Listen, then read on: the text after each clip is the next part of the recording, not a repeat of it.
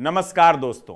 लोकतंत्र में जब दो बड़े नेता आमने सामने होते हैं तो वो सिर्फ दो इंसानों की लड़ाई नहीं होती, वो दो विचारधाराओं, दो अलग अलग शैलियों और दो बड़े जनाधारों की टक्कर होती है। आज हम बात कर रहे हैं एक ऐसे ही राजनीतिक महासंग्राम की जिसने पिछले कुछ सालों में सिर्फ एक राज्य की नहीं बल्कि पूरे देश की सियासत की धड़कनें बढ़ा दी हैं। एक तरफ देश के प्रधानमंत्री नरेंद्र मोदी हैं तो दूसरी तरफ पश्चिम बंगाल की मुख्यमंत्री ममता बनर्जी। अगर आप इस वीडियो को यहां तक देख रहे हैं तो इसका सीधा सा मतलब है कि आप राजनीति को सिर्फ हेडलाइंस या मनोरंजन के लिए नहीं देख रहे। आप राजनीति को एक मुद्दा समझकर उसकी गहराई को टटोलने के लिए देख रहे हैं। अगर आपको लगता है कि हमारे समाज में ऐसी ही साफ, गंभीर और जमीनी बातें होनी चाहिए जहां शोर कम और विश्लेषण ज्यादा हो, तो इस वीडियो को लाइक जरूर करें और DLS संदेश चैनल को जरूर सब्सक्राइब करें। और कमेंट बॉक्स में हमें लिखकर बताइए कि आप देश के किस कोने से इस चर्चा का हिस्सा बन रहे हैं, क्योंकि आपकी यही भागीदारी इस लोकतांत्रिक विमर्श को मजबूत बनाती है। अब लौटते हैं बंगाल की उस जमीन पर जहां की आब ओ हवा में राजनीति रची बसी है। साल 2011 को याद कीजिए, वो कोई मामूली साल नहीं था। ममता बनर्जी ने बंगाल में वामपंथी मोर्चे के उस 34 साल पुराने किले को ढहा दिया था जिसे कभी अजेय माना जाता था। तब से लेकर आज तक बंगाल की सत्ता पर उनकी पकड़ ढीली नहीं हुई है। लेकिन कहानी में मोड़ तब आता है जब 2014 के बाद केंद्र की राजनीति में एक बड़ा बदलाव होता है। नरेंद्र मोदी के नेतृत्व में बीजेपी पूरे देश में अपने कदम बढ़ाती है और उसकी नजर पड़ती है पूरब के इस बेहद महत्वपूर्ण राज्य पर। जैसे जैसे बीजेपी ने बंगाल के भीतर अपना सांगठनिक ढांचा मजबूत करना शुरू किया, वैसे वैसे दिल्ली और कोलकाता के बीच की राजनीतिक तल्खी बढ़ती चली गई। राजनीतिक विश्लेषक अक्सर कहते हैं कि यह लड़ाई सिर्फ दो पार्टियों की नहीं है, यह दो अलग अलग दृष्टिकोणों का टकराव है। एक तरफ बीजेपी है जो राष्ट्रीय स्तर की नीतियां, राष्ट्रवाद, विकास का एक खास मॉडल और अपने विशाल संगठन के दम पर जनता के बीच जाती है।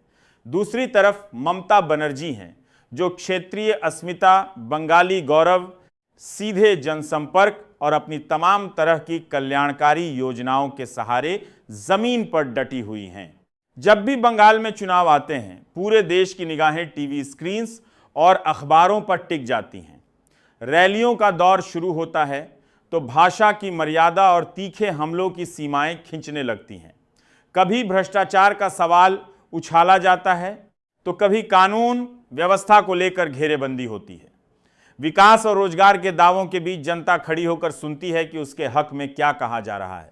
साल 2019 के लोकसभा चुनाव ने इस पूरी लड़ाई को एक नया मोड़ दे दिया।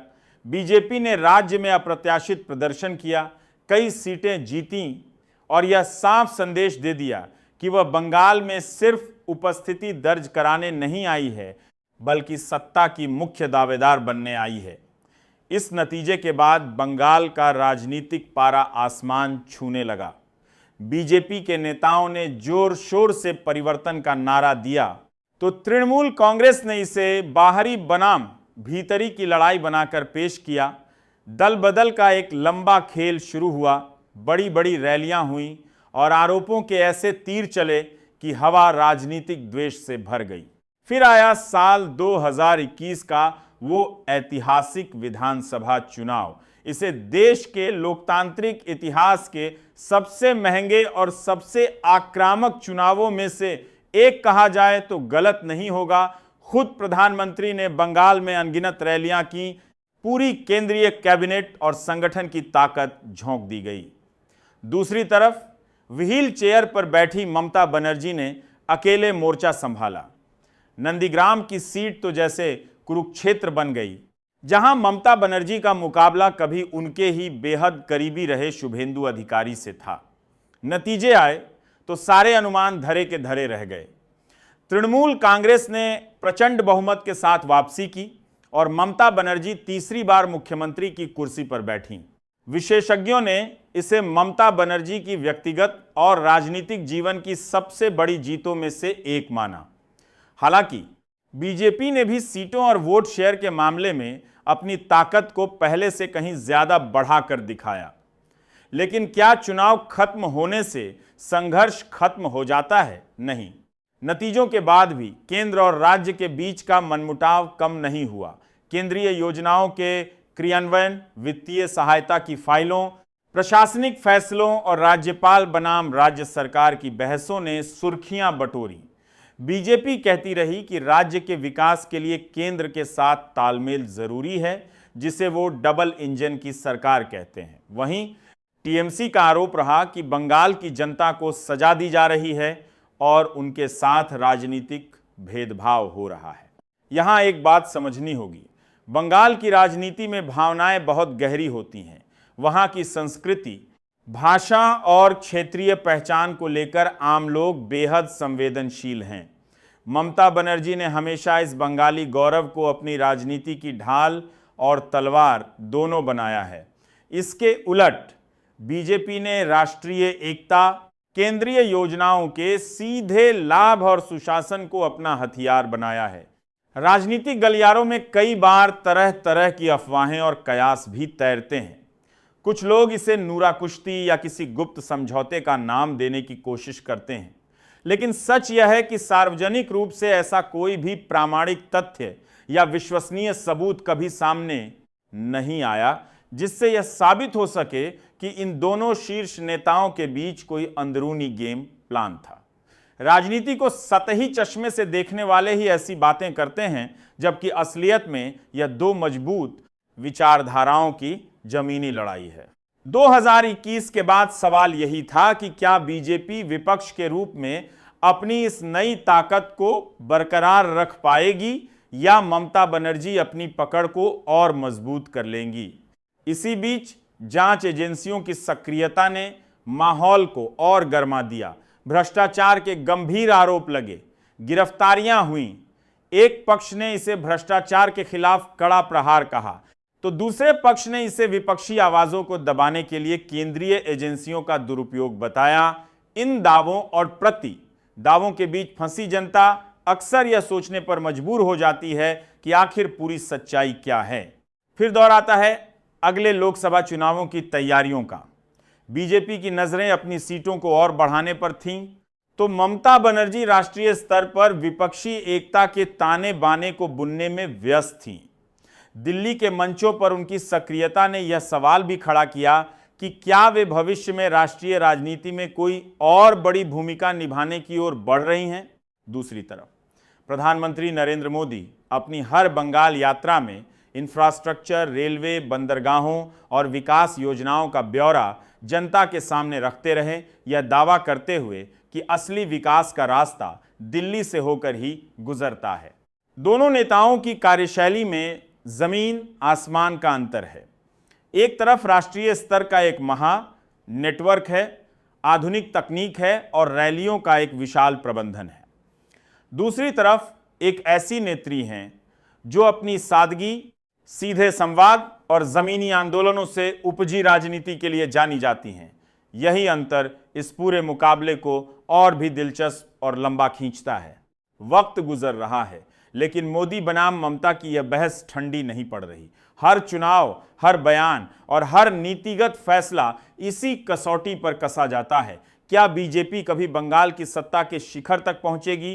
क्या ममता बनर्जी अपनी इस विरासत को आने वाले लंबे समय तक बचाए रख पाएंगी, या फिर इन दोनों के बीच से कोई तीसरा नया राजनीतिक समीकरण जन्म लेगा? इन तमाम सवालों के जवाब सिर्फ और सिर्फ भविष्य के गर्भ में है। लेकिन एक बात पूरी तरह साफ है, लोकतंत्र में कोई भी समीकरण, कोई भी सत्ता और कोई भी पकड़ स्थायी नहीं होती। बंगाल के मतदाताओं का इतिहास रहा है कि उन्होंने बड़े बड़े राजनीतिक पंडितों के अनुमानों को पलक झपकते ही गलत साबित किया है, चाहे वो वामपंथियों का अवसान हो या तृणमूल का उत्थान। अंततः चुनाव सिर्फ चेहरों की लोकप्रियता से नहीं जीते जाते, जमीन पर रोजगार की क्या स्थिति है, उद्योग आ रहे हैं या नहीं, कृषि और शिक्षा का स्तर क्या है, कानून व्यवस्था आम नागरिक को सुरक्षा का एहसास कराती है या डर का, और कल्याणकारी योजनाएं आखिरी कतार में बैठे व्यक्ति तक पहुंच रही हैं या नहीं। यही वो मुद्दे हैं जो अंत में ईवीएम का बटन दबाते वक्त मतदाता के जहन में होते हैं। आज के इस डिजिटल युग में सोशल मीडिया ने इस लड़ाई को और भी तेज कर दिया है। अब राजनीतिक संदेश सिर्फ मैदानों की रैलियों तक सीमित नहीं हैं, वे आपके मोबाइल स्क्रीन पर 24 घंटे तैर रहे हैं। युवा मतदाता, जिनकी प्राथमिकताएं और उम्मीदें पुरानी पीढ़ी से बिल्कुल जुदा हैं, वे इस खेल के नए नीति निर्धारक बन रहे हैं।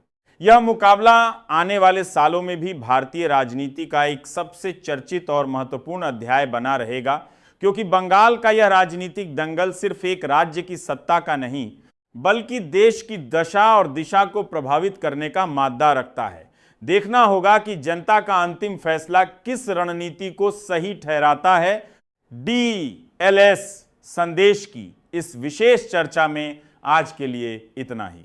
अपना ख्याल रखिए, सवाल पूछते रहिए और देखते रहिए कि इस बदलते राजनीतिक परिदृश्य में समाज के बुनियादी मुद्दे कहां खड़े हैं। बहुत बहुत धन्यवाद।